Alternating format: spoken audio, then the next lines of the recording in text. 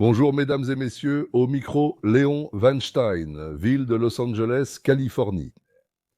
Voilà, c'est enfin devenu clair ce que veut Trump. Si nous suivons ce que disent et font le président Trump à travers les médias de masse, à travers des extraits, des morceaux, des commentaires dans la presse, nous pouvons avoir des impressions complètement opposées à ce qui se passe réellement. Et deuxièmement, de fausses idées sur ses actions et ses intentions.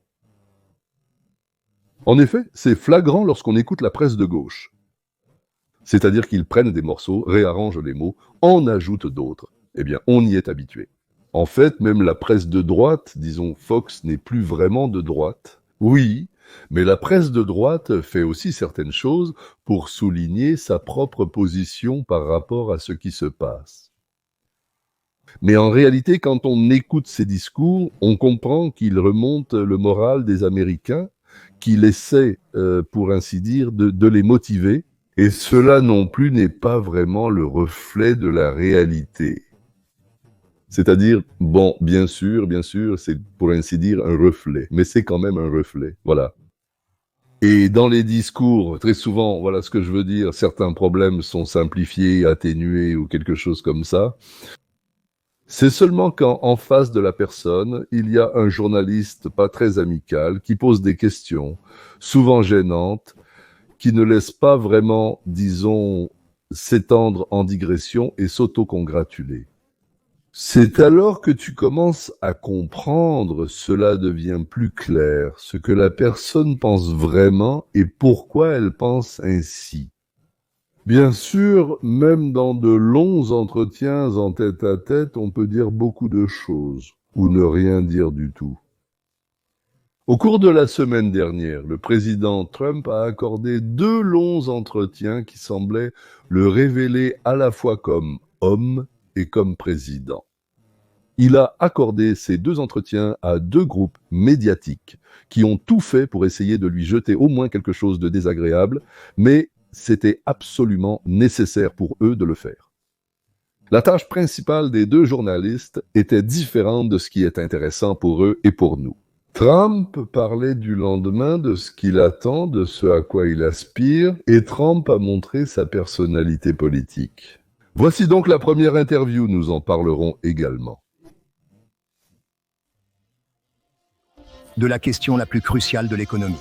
Les gens sont inquiets. Même certains de ceux qui ont voté pour vous disent « Je n'ai pas signé pour ça ». Alors, comment répondez-vous à ces inquiétudes ? En réalité, ils ont signé pour la migration. Il est indéniable que les passages illégaux à la frontière sud ont fortement diminué. C'est impressionnant comme baisse. Mais il y a une question concernant vos méthodes. Doc n'est-il pas allé trop loin, trop vite, trop imprudemment avec Elon Musk ? Et les inquiétudes de nombreux Américains concernant l'impact des tarifs ? Tout ira parfaitement bien. Le président Trump, les 100 premiers jours. Entretien dans le bureau ovale avec le présentateur et correspondant national principal, Terry Moran. C'est ainsi que j'ai présenté cette interview juste après le montage du matériel. Certaines questions, nous n'allons pas les aborder avec vous. Eh bien, parce que tout était trop long, n'est-ce pas ? Intéressons-nous aux aspects les plus piquants et intéressants. C'est le 100e jour de votre 2e mandat. Alors, quelle est la seule chose, une seule chose, que vous considérez comme la plus significative parmi tout ce que vous avez accompli pendant ces 100 jours ? Je pense que la frontière est la chose la plus significative, car notre pays allait vraiment vers le fond. Il laissait des gens venir des prisons, des hôpitaux psychiatriques, des membres de gangs, des meurtriers. Nous avions beaucoup de meurtriers. Comme ils le pensent, certains ont tué plus d'une personne. Donc, vous aviez des meurtriers qui venaient, tout le monde venait, et pas seulement d'Amérique du Sud, mais du monde entier. Ils vidèrent leur prison dans notre pays, et maintenant, c'est complètement terminé. Et vous avez vu, seulement hier, ils ont annoncé 99,9%. Nul ne croyait cela possible. Ils ont commencé, bien sûr, par le principal accomplissement des 100 premiers jours, l'arrêt de la migration incontrôlée, organisée par les démocrates. Les analystes de Moody's et d'autres affirment que cela coûtera des milliers de dollars par an aux familles américaines. Et cela suscite beaucoup d'inquiétudes, les gens sont préoccupés. Même certains Gens qui ont voté pour vous disent « je n'ai pas signé pour ça ». Alors, comment répondez-vous à ces inquiétudes ? Mais en réalité, ils ont signé pour ça. Et c'est précisément avec cela que je me suis présenté aux élections. J'ai dit que nous aussi, nous avons été exploités par d'autres pays à des niveaux que personne n'a jamais vus auparavant. Nous perdions de 3 à 5 milliards de dollars par jour et dans le commerce, nous perdions de 1,5 milliard à 2000 milliards de dollars par an. C'est insoutenable. Et ils ont profité de nous comme jamais auparavant. J'aurais pu laisser tout comme c'était et à un moment donné, cela aurait conduit à une explosion que personne n'avait jamais vue auparavant. Mais j'ai dit non, nous devons corriger cela. Je vais expliquer. On nous apportait des marchandises et nous ne prélevions aucun droit de douane sur personne. Alors, qu'est-ce qu'un droit de douane ?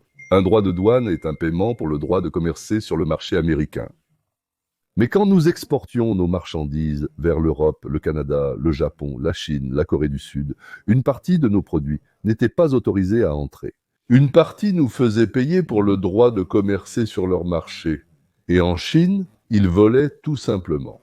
En plus de cela, nos technologies, nos secrets technologiques, là-bas, ils exigeaient une certaine divulgation et ce genre de choses, afin de pouvoir ensuite faire exactement sur les mêmes bases. Fabriquer des produits similaires et les vendre à moitié prix chez nous. Par an, nous perdions de 1,5 à 2 trillions de dollars. Le dernier chiffre était d'1,8 en 2024. Chaque année, il y avait des pertes. Et à cause de la politique idiote de Biden, le coût des porteurs a augmenté et a entraîné l'inflation. Même les œufs ont doublé de prix, mais c'est déjà pour une autre raison, d'ailleurs aussi organisée. Mais l'essence a baissé de prix. À mon arrivée au pouvoir, il y avait un gros problème avec les œufs. Ils se sont effondrés comme si c'était de ma faute. J'ai dit que je n'avais pas causé ce problème. Ce problème a été causé par Biden. Quel était le problème avec les œufs ? Et ils ont dit qu'ils avaient redoublé de prix. Mais maintenant, les œufs sont devenus moins chers de 87%. Depuis que je suis intervenu, c'est lié à la grippe. Et d'ailleurs, pour Pâques, que nous venons de célébrer, il y avait assez d'œufs. Mais, comme nous nous en souvenons, il n'a pas envoyé un espion pour écouter quels étaient les succès de Trump. Leur tâche principale est de l'attraper. Eh bien, sur n'importe quoi. Vous avez dit quelque chose il y a quelques semaines qui m'a frappé. Vous avez parlé des tarifs qui, selon les économistes, vont augmenter les prix. Vous avez dit, je cite, « Tenez bon ». Je l'ai dit pendant ma campagne, l'attente ne sera pas facile pour les Américains. Écoutez, nous avons gagné la campagne en remportant les 7 États clés et le vote populaire. Quand Trump n'est pas sûr de comment répondre, il commence à dire qu'il a gagné les élections ou que, s'il avait été président, il n'y aurait pas eu de guerre en Ukraine. Vous savez, nous avons mené une campagne formidable. J'ai dit toutes ces choses pendant ma campagne. J'ai promis une période de transition. Des pays nous ont trompés, ils se moquent de nous, ils se moquent de nous, ils nous prennent pour des imbéciles. Et j'ai dit que cela n'arrivera pas. Nous ne laisserons pas cela se produire. Des temps difficiles arrivent, mais je crois que de grands moments nous attendent aussi. Tenez bon. Regardez, depuis que je suis arrivé, les prix de l'essence ont baissé, la nourriture est devenue moins chère, les prix des œufs ont chuté. Eh bien, il ne veut pas Trump répondre à cette question sur ce qui va se passer. Donc les prix vont augmenter ou les prix ne vont pas augmenter. C'est pourquoi les œufs sont devenus moins chers, l'essence est devenue moins chère. Mais le reporter ne lâche pas l'affaire, il a déjà compris les succès, il veut quelque chose de plus piquant. Vous n'avez pas une telle baisse des prix du carburant, de l'énergie et du pétrole comme chez nous. Je les ai réduits de peut-être 3/10, peut-être même plus, jusqu'à un chiffre bien inférieur. Quand vous avez une telle baisse, il n'y aura pas d'inflation. Pas maintenant. Mais c'est à cause des tarifs, n'est-ce pas? Nous avons encore 145% de tarifs sur la Chine. Votre ministre des Finances a affirmé que nous avons un embargo sur la Chine. Tentez-vous de prédire ce qui va arriver? D'accord, vous connaissez les affaires et je veux vous demander à ce sujet, car je connais aussi les affaires. Des 145% ont été imposés à la Chine, ce qui équivaut à un embargo. Ils l'ont mérité. Cela va augmenter les prix de tout, de l'électronique aux vêtements jusqu'à la construction de maisons. Vous ne le savez pas, vous ne savez pas si la Chine va compenser cela, la Chine va probablement compenser ses tarifs. Mais avec 45%, ils ne peuvent ne quasiment pas faire affaire avec les États-Unis. Et ils gagnaient 3 billions de dollars par an sur notre dos. Ils nous ont trompés comme personne ne l'a jamais fait. Et d'ailleurs, nous avons d'autres pays qui n'étaient pas moins mauvais. Si vous regardez l'Union européenne, c'était terrible ce qu'ils nous ont fait. Chaque pays, presque chaque pays dans le monde nous a trompés. Ils ne font plus ça maintenant. Je veux que vous pensiez au boom qui a eu lieu dans ce pays dans le secteur des petites entreprises, des entreprises familiales, des magasins sur l'équipement de stockage d'informations des petites entreprises. Ils n'avaient pas d'affaires à cause de l'inflation. Eh bien, vous savez, ce qu'ils ont fait, c'était un boom inflationniste. Les gens ont été détruits par l'inflation. Je veux dire, vous lisez les nouvelles, vous êtes actuellement dans les affaires. Ils ont réalisé que bon nombre d'entre eux avaient bâti ces entreprises sur un modèle commercial. Oui, ils comptent gagner plus d'argent, ils achètent leur... Marchandises à l'étranger. Et maintenant, ils observent l'extinction. J'étais ici. Pour eux, c'est Une catastrophe. Le reporter est entré de l'autre côté. Les petites entreprises importaient de Chine faisaient quelque chose ici avec ça. Maintenant, elles vont perdre leur activité, ce qui leur... tout ira très bien. Ce ne serait pas le cas si je ne l'avais pas fait. J'avais le choix, j'aurais pu tout laisser comme c'était et profiter d'une vie tranquille, mais je pense que vous auriez connu un effondrement. Dans notre pays, il y avait une inflation qui était pire que jamais auparavant. Vous n'en parlez pas. Pourquoi n'en parlez-vous pas ? Nous avons eu la pire inflation probablement dans l'histoire de notre pays. Les gens disent 48 ans. Probablement dans l'histoire de notre pays, nous avons eu la pire inflation et des gens mouraient à cause de l'inflation. Vous le savez. En ce moment, les prix des produits alimentaires baissent, les prix de l'énergie baissent, les prix de l'essence baissent. Voilà. Ne trouvez-vous pas que le reporter commence à agacer Donald Trump parce qu'il a répété pour la 3e fois que l'essence devient moins chère et que les produits alimentaires baissent de prix? Vous admettez que selon notre loi, chaque personne qui est expulsée a d'abord droit à une audience afin de... Exposer sa position. Mais nous parlons de personnes qui sont ou non des citoyens de notre pays. Non, vous ne... Déporter les citoyens, mais permettez-moi de demander, ont-ils eu une audience lorsque Biden l'a autorisé ? 21 millions, parce que je pense que le chiffre est de 22 millions de personnes pour entrer dans notre pays. Vous avez eu 21 millions de personnes qui sont entrées dans notre pays à cause de cette stupide frontière ouverte. Et c'était un des détenus. Et c'était des gens que, dans la plupart des cas, vous ne voulez pas voir dans notre pays, n'est-ce pas ? Ils sont venus du monde entier. Ils sont venus du Congo, ils sont venus du Sud, ils sont venus du monde entier. Nous parlons de certains des pays les plus dangereux au monde. Ils étaient ici, y compris des terroristes, d'ailleurs. Mais nous leur donnons une audience quand ils arrivent. Eh bien, la loi exige que chaque personne qui sera expulsée ait d'abord une audience. Je vais devoir consulter les avocats à ce sujet.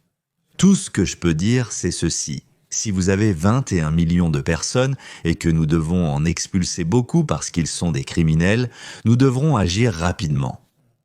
Impossible. Vous pensez qu'on peut mener 21 millions de procès ? Supposons que chaque audience prenne 2 semaines. C'est ce que vous voulez que nous fassions. La loi est la loi, monsieur. La loi est la loi. La loi ne dit rien sur les procès. Il n'y a pas de procès, pas d'audience. Ces gens sont venus, ils ne sont pas citoyens. Ils sont venus illégalement. Ils sont entrés dans notre pays illégalement. Nous devons les expulser. La gauche exige maintenant que tous, eh bien, je ne pense pas 20, mais disons 12 millions de sans-papiers. Chacun passerait devant un tribunal qui déciderait s'il est autorisé à rester ou s'il doit être expulsé. Si chacun y passait 2 jours, comme l'a dit Trump, et non 2 semaines, combien de temps cela prendrait-il en tout ? Vous imaginez combien il faudrait de tribunaux, de jours, de nuits, et tout ce qui s'ensuit ? Ils exagèrent, bien sûr. Pas besoin de tribunal, juste une décision de justice. Ce sont des choses complètement différentes. Mais qu'est-ce que cela signifie qu'un juge peut prendre connaissance des dossiers et rendre une décision concernant 35 000 personnes qui lui ont été soumises pour décision ? Même les mauvais garçons ont droit à un procès. Si des personnes entrent illégalement dans notre pays, une autre norme s'applique. C'est illégal, ils sont entrés illégalement, mais ils bénéficient d'une procédure légale. Mais ils passent par un processus dans lequel nous devons les expulser. Parlons des Vénézuéliens. Ils recevront ce que mes avocats leur diront. C'est exact, d'accord? Parlons des Vénézuéliens. Vous avez expulsé plus de 200 Vénézuéliens vers cette prison. Au Salvador, vous dites qu'ils sont violents, qu'ils sont membres de gangs, qu'ils... Des terroristes. Beaucoup d'entre eux n'ont même pas de passé criminel. Je n'en suis pas si sûr. Si vous regardez, je veux vous... lire. Désolé, ces gens étaient violents quand vous les regardez. C'était assez des personnes violentes. Mais beaucoup d'entre eux n'ont pas de casier judiciaire. Je veux vous lire quelque chose.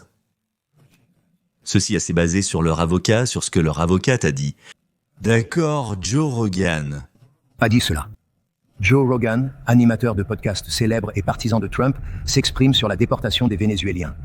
Il a affirmé que rassembler les membres de gangs et les envoyer au Salvador sans procédure régulière était dangereux, selon lui.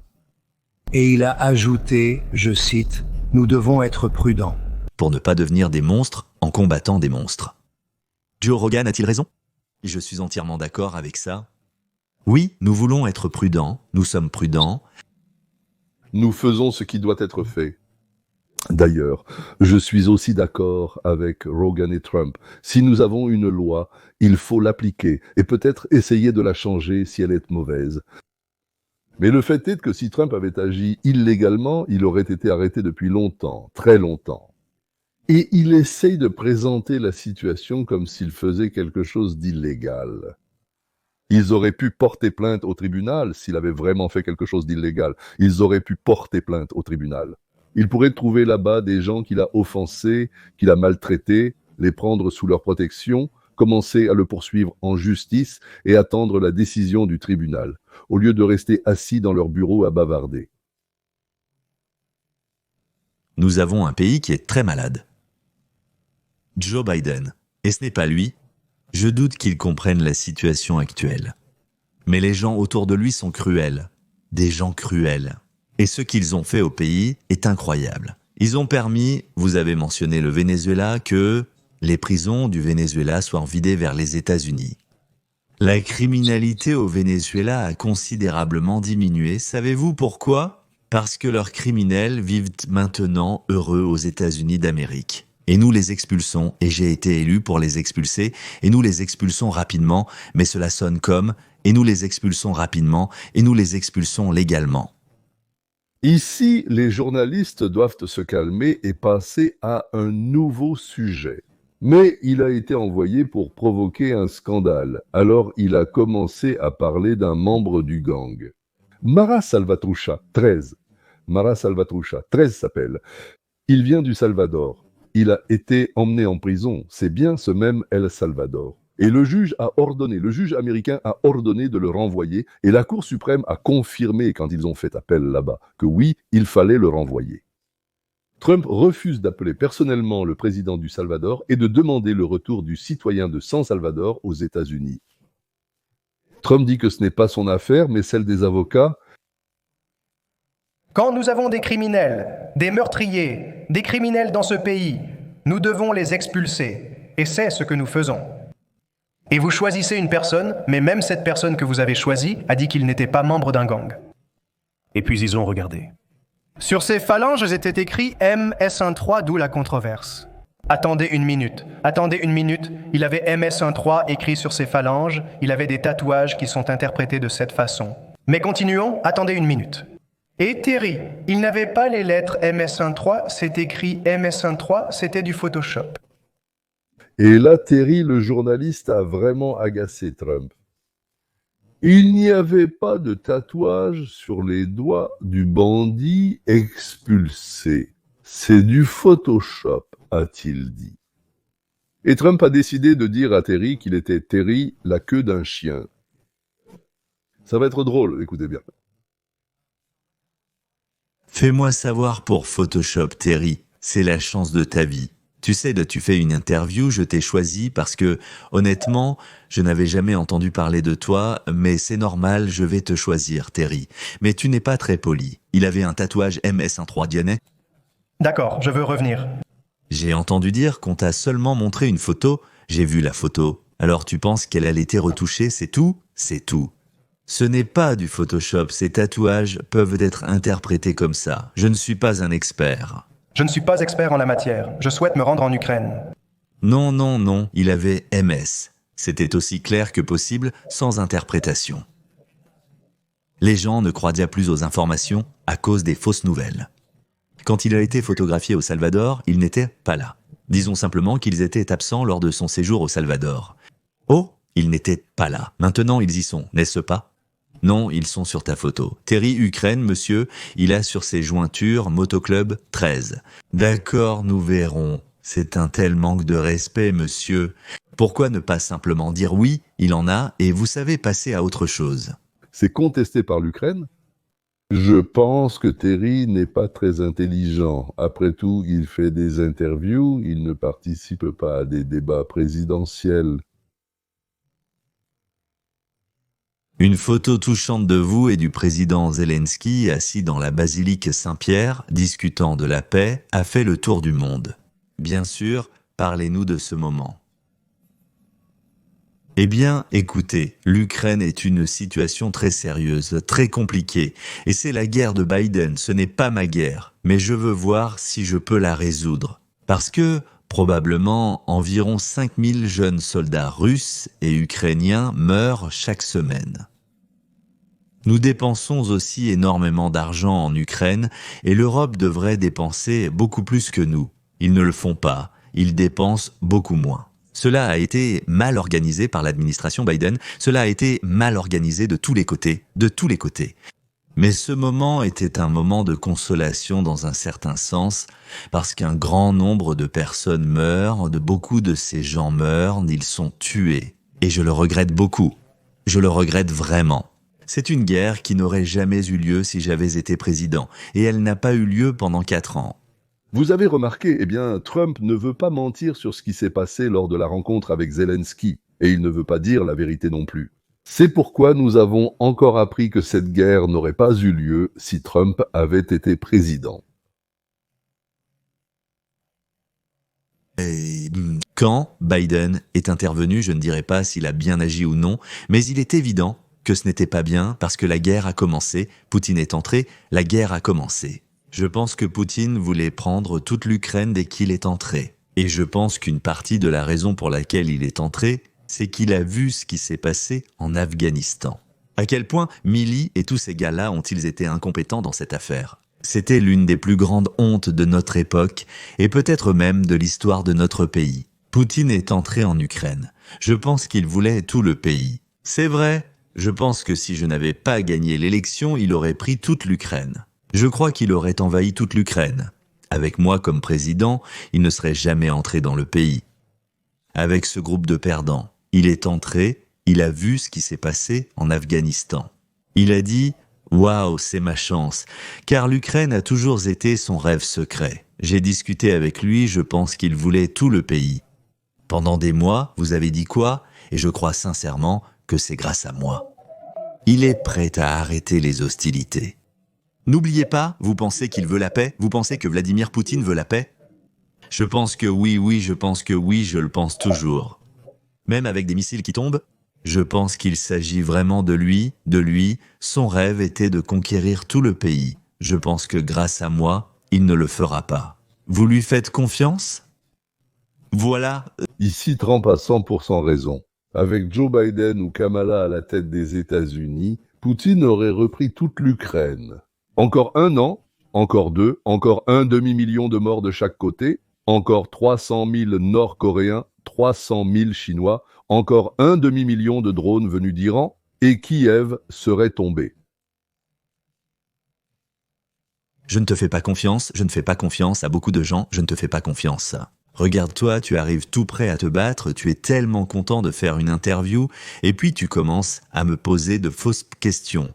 Tu commences à me dire que le gars dont le bras est couvert de tatouages n'a pas de tatouage. Tu n'es pas honnête pour être franc. Non, ce n'est pas. Non, ce n'est pas ça. Je ne fais pas confiance à beaucoup de gens, mais je pense que voilà ce qu'il en est. Je pense qu'il, disons, me respecte. Je pense qu'à cause de moi, il ne conquérera pas tout. Mais sa décision, son choix aurait été de conquérir toute l'Ukraine. C'est une guerre qui n'aurait jamais dû avoir lieu. Et ce Trump fait peur aux Ukrainiens. Si je me retire, alors c'est une guerre sans fin. Et quand un grand nombre d'Ukrainiens seront tués, ce sera la fin de l'Ukraine indépendante. Poutine tire des missiles sur plusieurs villes et villages, et ce n'était pas quelque chose que j'aimais voir, et je pensais que c'était inapproprié. Mais je pense que toute la guerre est inappropriée, cette guerre n'aurait jamais dû avoir lieu. Et je pense qu'il sera un très bon ministre de la Défense, il sera un très bon ministre de la Défense. Vous avez 100% de confiance en Pete. Moi, je n'ai pas 100% de confiance en quoi que ce soit. D'accord, en rien. Est-ce que j'ai 100%? C'est une question stupide. Écoutez, c'est un poste important. Non, vous n'avez pas 100%. Seul un menteur dira « j'ai 100% de certitude ». Je ne suis pas sûr à 100% que nous finirons cette interview. Nous finirons. Allons-y. Après tout, Terry le reporter n'est pas très intelligent, donc. Et Trump s'est déjà agacé, sinon il n'aurait pas réagi à 100% et il n'aurait rien dit. Je ne suis pas sûr que nous irons jusqu'au bout de cette interview. Voilà. Et maintenant, après cela, il est allé directement au point le plus chaud, au sujet le plus brûlant. C'est probablement la raison de sa venue. Écoutez attentivement. Le pouvoir présidentiel, les prérogatives que vous avez temporairement en tant que président, que le peuple américain vous a confiées, n'est-ce pas? Vous avez retiré l'accès aux informations secrètes à de nombreuses personnes. Vous avez annulé la protection de personnes qui sont encore sous la menace de mort. Vous avez poursuivi des cabinets d'avocats parce qu'ils ont embauché des personnes qui ne vous plaisent pas. Où ils représentèrent des personnes que vous avez obtenues, ils ont clairement accepté en me payant beaucoup d'argent. La raison pour laquelle ils ont accepté, c'est que vous... En les menaçant de détruire leur entreprise. Votre décret qui interdit de représenter des clients pour le gouvernement fédéral est une menace. Décret. Ce sont les avocats les plus importants et influents. Ce ne sont pas des gens qu'on peut intimider facilement. En tant que président, vous détenez tous les pouvoirs. Ils ont payé des centaines de millions de dollars. Ils ont probablement senti qu'ils avaient fait quelque chose de mal. C'était pour survivre, monsieur. Mais le spectacle commence. Ces entreprises où elles sont très influentes, et il y en a 15, ce sont des entreprises qui probablement... Écoutez, vous devez leur demander... En fait, c'est une histoire à part. Vous devez leur demander pourquoi vous avez tous payé à Trump des centaines de millions de dollars pour des services, et ainsi de suite. Pourquoi vous avez fait cela, je ne sais pas. Ne pensez pas cela, nous avons une clause dans l'accord qui dit que, même si nous ne reconnaissons pas la faute, vous savez, c'est comme l'une de ces choses. Et maintenant, je suis ami avec ces entreprises, mais ce sont les entreprises les plus influentes du monde. Et ils ont simplement signé tout ce que je leur ai donné. Je n'ai jamais rien vu de pareil, d'une certaine manière, je me suis même surpris moi-même, mais eux, ils sentaient probablement avoir fait quelque chose de mal. C'est sûrement pourquoi ils ont signé. Je pense que la question qui en découle, c'est l'inquiétude des gens. Vous utilisez vos pouvoirs en tant que... Président pour une vengeance personnelle? Non, je vais vous dire que vous ne posez pas vraiment la question, mais que vous devriez la poser. Jamais dans l'histoire de ce pays, il n'y a eu un président qui ait été persécuté comme moi je l'ai été. Vraiment par des gens malhonnêtes, des menteurs, des gens horribles. Et cela a été prouvé. Alors, quand vous dites que je traite les gens durement, je ne traite pas les gens durement. On m'a traité pire que n'importe quel président dans l'histoire de notre pays. Et, vous savez, les gens ont pensé, eh bien, peut-être que c'est tout. Enfin, vous savez, ils quittent la ville. Voilà, l'hélicoptère s'envole. Et puis, je suis revenu. Et je suis revenu parce que j'ai un énorme soutien. Vous savez, quand vous gagnez une élection comme je l'ai fait, et vous admettez avoir tout gagné, remportant 7 circonscriptions électorales. Regardez, 2750 circonscriptions contre 500 circonscriptions des États indécis. J'ai gagné en nombre de voix, j'ai gagné 700. Regardons 2750 circonscriptions contre 500 circonscriptions. Voilà pourquoi la carte entière est rouge. Vous vous souvenez quand Donald Trump commence à raconter à quel point il a remporté les élections de façon écrasante? Oui, vous vous souvenez? Et j'ai fait quelque chose avec Joe Biden, pourquoi ai-je fait ça? Parce qu'il est incompétent, ce n'est pas une personne à qui on devrait permettre d'avoir accès à des choses très confidentielles. Eh bien, qu'en est-il des 70 premiers ? Voici une personne qui a utilisé la signature automatique pour signer des documents très importants. Maintenant, qui en réalité ? Vous pensez qu'ils savaient qu'ils utilisaient de la signature automatique ?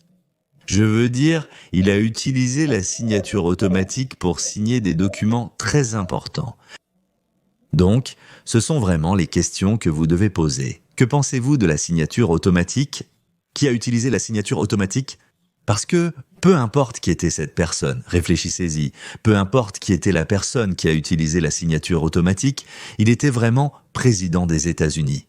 Parce que je ne pense pas que Biden en savait quoi que ce soit. C'est juste, mais maintenant vous êtes président. Je demande s'il y a des raisons de poursuivre les gens que vous n'aimez pas. Je ne considère pas les gens malhonnêtes comme des personnes que je n'aime pas. En réalité, je ne les connais même pas pour la plupart. Il y a des gens que je considère comme malhonnêtes. Ce n'est pas de la colère, ce sont des gens que je considère comme très malhonnêtes. Je ne pense pas qu'ils méritent d'avoir accès à des informations top secrètes, je pense que c'est normal. Et Biden a fait cela avec beaucoup de nos gens, mais si vous regardez cela, ce sont des gens que je ne considère pas dignes. C'est ma décision, ce n'est pas une question de colère. Mais d'accord, Trump a retiré le droit de recevoir des informations secrètes à ces personnes qui ont menti sur lui, sur sa culpabilité, sur ses liens avec la Russie. C'est de cela qu'il s'agit. Et maintenant, regardez comment Trump donne une leçon à tous les futurs présidents sur la façon de répondre aux questions difficiles, tout en remettant à sa place un intervieweur un peu trop insolent. A-t-elle baissé en votre présence ? Non, elle a beaucoup augmenté. Je crois qu'on nous respecte à nouveau, on se moquait de nous dans le monde. Nous avions un président qui ne pouvait pas monter les escaliers, ne pouvait pas descendre les escaliers, ne pouvait pas traverser la Seine sans tomber. Nous avions un président qui était extrêmement incompétent, tout le monde le savait, mais vous, les gars, ne vouliez pas en parler parce que vous êtes des fausses nouvelles. D'accord, merci. Et d'ailleurs, Bessie est l'un des pires. Je devrais aller bien, merci pour votre avis, et surtout, merci. De nous avoir invités ici. J'ai encore une question. C'est une question importante. C'est une question qui préoccupe beaucoup de gens.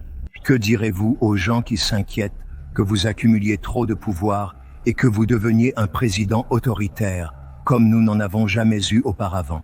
Non, je ne voudrais pas qu'ils pensent ainsi. Monsieur, je fais une chose, je rends l'Amérique à nouveau grande. Nous avions un pays qui subissait l'échec, nous avions un pays dont on se moquait dans le monde entier, nous avions un dirigeant incompétent qui n'aurait jamais dû être là, l'élection a été truquée, il n'aurait jamais dû être là. Notre pays a beaucoup souffert et maintenant notre pays revient de façon incroyable. J'ai des articles éditoriaux qui disent qu'ils n'ont jamais rien vu de tel, ils aiment ça, notre pays revient et on nous respecte à nouveau. Monsieur le Président, merci, beaucoup de théories. Bien sûr, un maître absolu, je dirais même un champion, un grand maître. Il y a l'introduction de discussions, d'interviews et de négociations là-bas. Il les a écrasés, il a écrasé les journalistes, sa compagnie, il a dit tout ce qu'il voulait et il n'a pas prononcé un seul mot que Terry voulait entendre ou que Trump ne voulait pas dire. C'était une interview il y a une semaine. Mais qu'est-ce que cela signifie parmi nos trois géants ? Dans leur haine envers Trump, ils rivalisent. Lui, contrairement à Obama, Biden et Clinton, accepte une interview avec eux, sachant cela. Et en étant assis. Les deux savent, dans un cas comme dans l'autre, qu'ils... Ce sont des ennemis. Président Trump, bienvenue de nouveau dans l'émission Rencontre avec la presse. Merci beaucoup d'être ici pour célébrer vos 100 jours, n'est-ce pas? Au poste, ces 100 jours ont été extrêmement intenses. Vous avez signé plus de 140 décrets. Vous vous êtes concentré sur l'économie, la politique étrangère. Quel est votre principal objectif pour les 100 prochains jours? Mais je pense que nous verrons beaucoup de résultats. Nous en avons déjà vu à la frontière. Nous avons la meilleure frontière de l'histoire de notre pays. C'était 1999. Et personne n'a jamais pensé que cela serait réellement possible. Biden a dit qu'il avait besoin de législation. Non, vous avez juste besoin d'un nouveau président et j'avais raison. Nous avons la meilleure frontière que nous ayons jamais eue. Je ne vais pas vous montrer des rediffusions. Il s'agit simplement de rediffusions. La première interview, parce qu'elle posait beaucoup de questions que Terry posait aussi. J'ai simplement marqué le début. Très amical, tout va bien, tout est parfait. Je veux parler de la Chine, mais d'abord, je vais m'arrêter sur l'idée de l'économie. À la veille de le marché boursier a fortement augmenté. Vous avez appelé cela l'effet Trump. Il a augmenté parce que j'ai été élu président, il n'a pas augmenté à cause de quelqu'un d'autre, il a augmenté parce qu'ils voient ce que je vais faire, ils savent ce que je vais faire avec les tarifs et tout le reste. Je pense que cela fonctionne en fait mieux qu'attendu, principe. Trump, tu demandes ce que tu veux demander, n'est-ce pas? Donc tu demandes, et moi je réponds ce que je veux répondre. Quand le marché boursier a décollé, vous l'avez attribué à l'effet Trump. Mais quand les chiffres ont baissé cette semaine, vous avez blâmé l'effet Biden. Vous ne prenez la responsabilité que pour les bons résultats, pas pour les mauvais. Eh bien, je pense qu'il a fait beaucoup de mauvaises choses. Et certaines d'entre elles, nous sommes en train de les surmonter. Mais il a déjà été mauvais sur les questions de frontières et en économie. Nous avons eu la pire inflation de l'histoire de notre pays, regardez, Biden nous a donné la pire inflation de l'histoire de notre pays. Les gens, peu importe combien ils gagnaient, parce qu'ils perdaient tout à cause du coût. Maintenant, regardez ce qui s'est passé. Le pétrole est devenu moins cher, l'essence est devenue moins chère, les produits alimentaires y sont devenus moins chers. Les œufs, c'est vous qui m'avez questionné à ce sujet. C'était la première semaine. Je ne savais même rien de ce dont vous parliez. Les prix des œufs étaient tellement élevés qu'il était impossible d'en acheter. Il n'y avait pas d'œufs. Et il disait que Pâques serait une catastrophe. Eh bien, nous avons eu Pâques à la Maison-Blanche et nous avions des milliers d'œufs et leur prix a baissé de 87%. Encore une fois, il a parlé du coût de la nourriture. et des œufs? Quand cela deviendra-t-il l'économie de Trump? En partie, c'est déjà le cas. Et je le pense vraiment. Je pense qu'une bonne partie, c'est l'économie de Trump, et les mauvaises parties, c'est l'économie de Biden. Magnifique, je dois le répéter. Chez nous, qu'à la maison, quand les enfants font quelque chose de mal, c'est ma génétique. Et quand ils font quelque chose de très bien, devinez à qui c'est, mais pas à moi. Monsieur, vous avez reconnu, lors de l'annonce de vos tarifs, que le marché boursier était en baisse et instable. Cependant, depuis, il est reparti à la hausse et affiche désormais une croissance. Vous assumez la responsabilité quand il baisse, ou que vous preniez? En fin de compte, j'assume la responsabilité de tout, mais je suis ici depuis un peu plus de 3 mois seulement. Mais regardez le marché boursier, regardez ce qui s'est passé récemment. N'y a-t-il pas eu 9 ou 10 jours d'affilée, ou même 11 jours où il était en hausse? Et les tarifs viennent tout juste d'entrer en vigueur et tout se passe très bien pour nous. Psychologiquement, je veux dire, les fausses nouvelles m'ont fait une telle presse à propos des tarifs. Ces derniers vont nous rendre riches, nous allons devenir un pays très prospère. Alors, parlons des tarifs. Et je veux vous demander, qu'avez-vous dit récemment? Cela a suscité beaucoup d'intérêt. Lors d'une réunion de votre cabinet, vous avez déclaré, et je vous cite, « Peut-être que les enfants seront 2 poupées au lieu de 30 poupées? Oui, et peut-être que 2 poupées coûteront quelques dollars de plus que d'habitude. » Vous dites que vos tarifs entraîneront une augmentation de certains prix. Et maintenant, regardez comment Trump répond à nouveau à une question à laquelle il ne veut pas répondre. Non, je pense que le tarif sera excellent pour nous parce qu'il nous rendra riches. Vous avez dit que certaines poupées coûteront plus cher, n'est-ce pas une reconnaissance que certains prix vont augmenter? Je ne pense pas que les enfants, je ne pense pas que de jolies filles de 11 ans aient besoin d'avoir 30 poupées. Je pense qu'elles peuvent en avoir 3 ou 4. Et donc, ce que nous avons fait avec la Chine était tout simplement incroyable. Nous avions un déficit commercial de centaines de milliards de dollars avec la Chine. Quand vous parlez... Quand vous dites qu'ils peuvent avoir 3 poupées au lieu de 30, vous dites « Qui a dit cela ?» Les Américains peuvent voir des rayons vides. Dans les magasins. Non, je ne dis pas ça. Je dis juste qu'ils n'ont pas besoin de 30 poupées. Ils n'ont pas besoin d'avoir 250 crayons. Ils peuvent en avoir 5, c'est-à-dire... Au lieu de cela, ils pourront acheter non pas 3 poupées, mais 2. J'exagère, oui, maintenant il dit, oui, il n'y a pas besoin de 3 poupées, pourquoi en avoir 2? Il n'en faut même pas. Bien sûr, encore une fois, Envisageriez-vous de lever les tarifs pour attirer la Chine à la table des négociations? Non, ils sont complètement détruits, leurs usines ferment, leur chômage explose. Je n'ai pas l'intention de faire cela avec la Chine.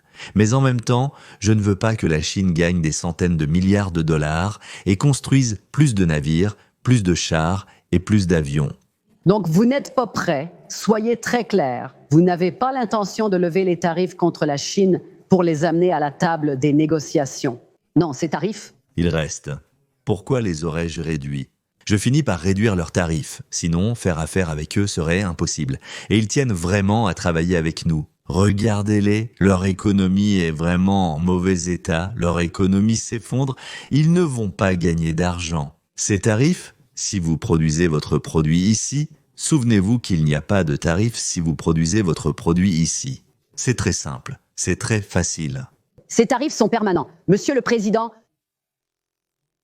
Cela dépend de ce dont vous parlez. L'une des choses qui qui attirera et qui a déjà attiré. Donc, je pense que nous avons probablement environ 9 000 milliards de dollars d'investissement qui arrivent dans ce pays. Si vous regardez les autres présidents, cela n'est jamais arrivé. C'est pour une période donnée. Vous devez me donner un peu de marge parce que nous avons 3 mois, disons, il fallait que nous commencions. Nous avons eu beaucoup de fausses nouvelles.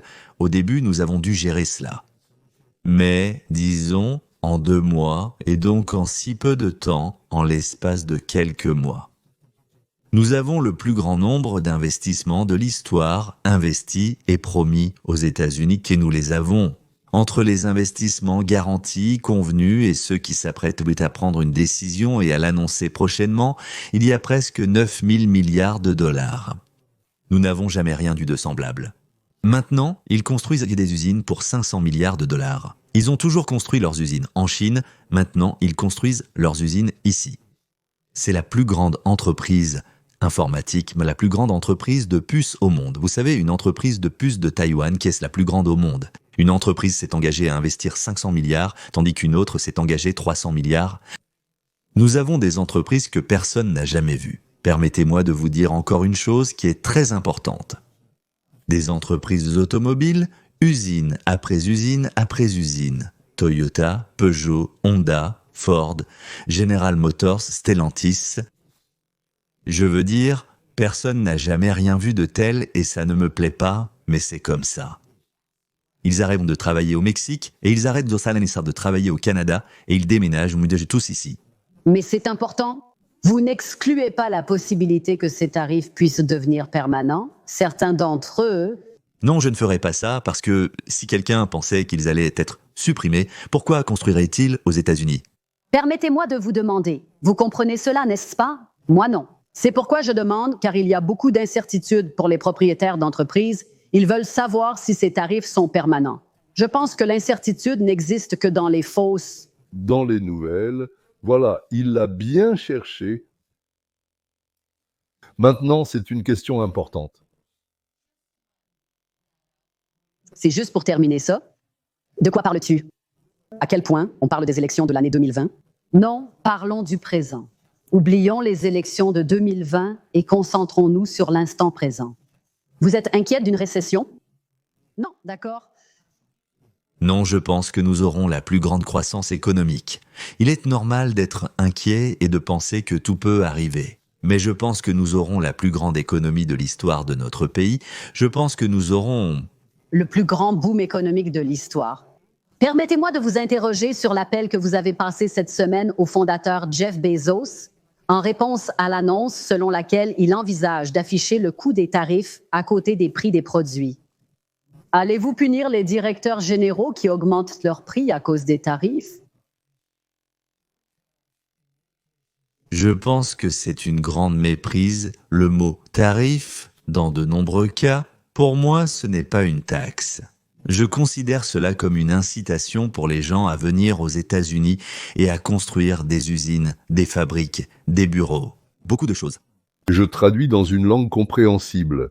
Donald Trump pense qu'à cause des droits de douane, de nombreuses entreprises commenceront à produire ici pour ne pas payer à la douane.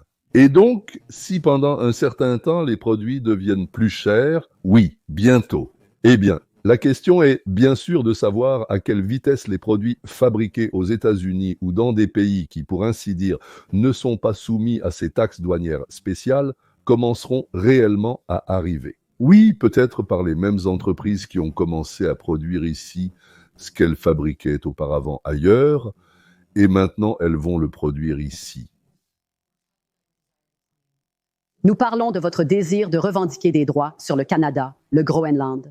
Que direz-vous aux gens qui disent qu'ils ont voté pour vous parce qu'ils voulaient que vous mettiez fin aux conflits étrangers et non que vous en commenciez de nouveau?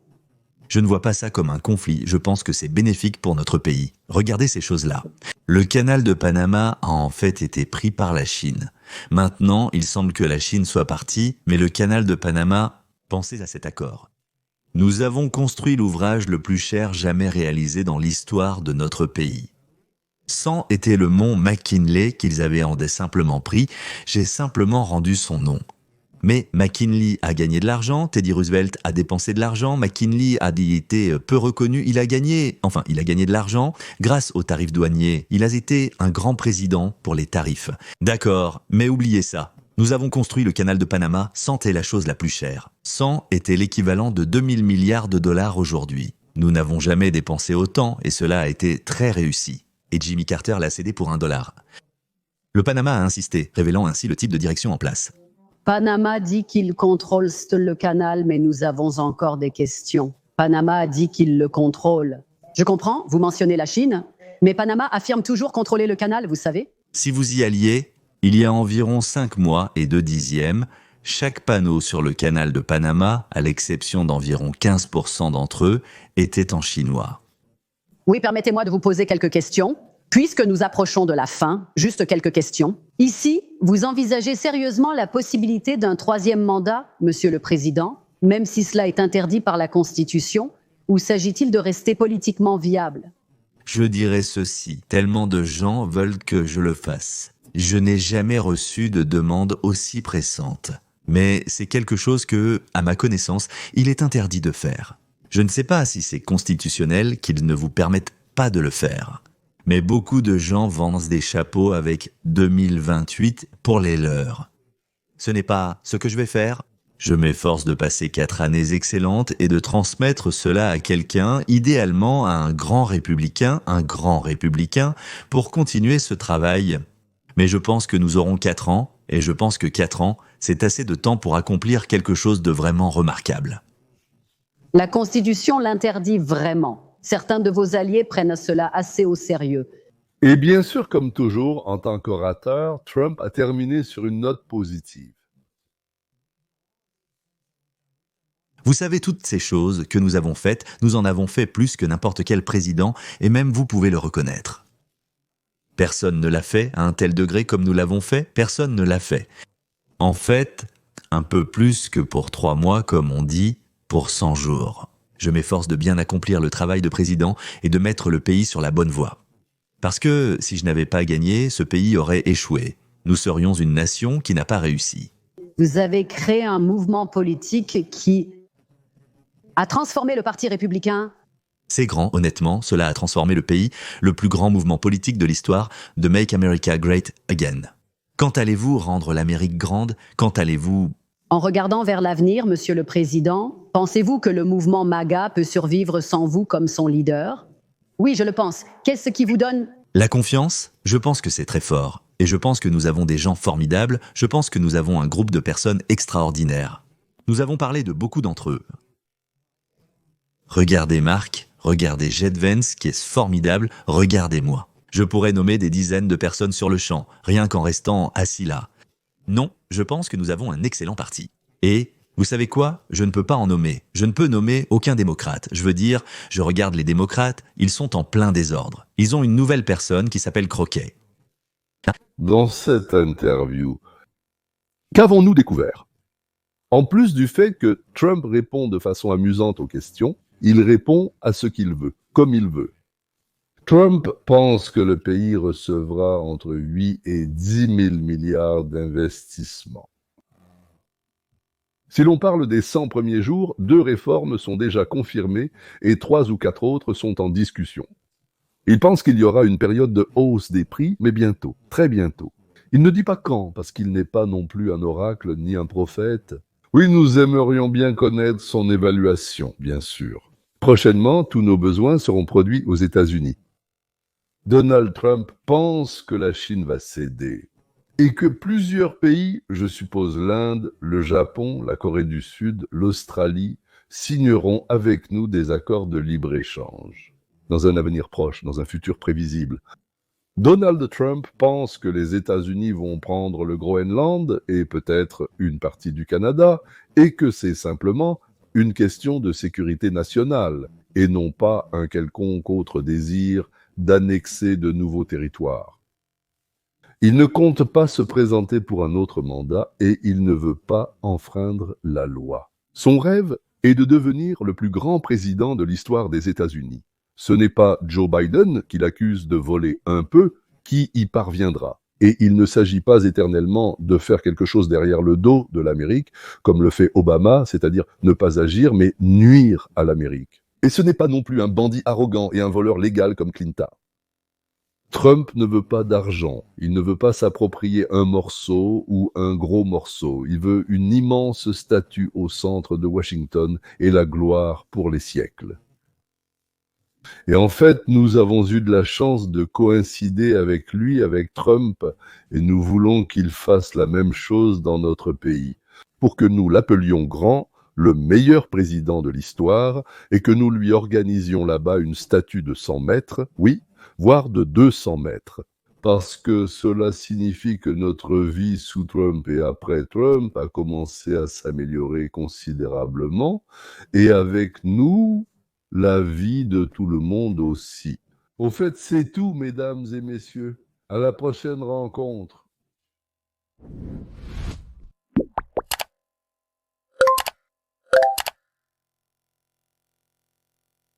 La suite arrive.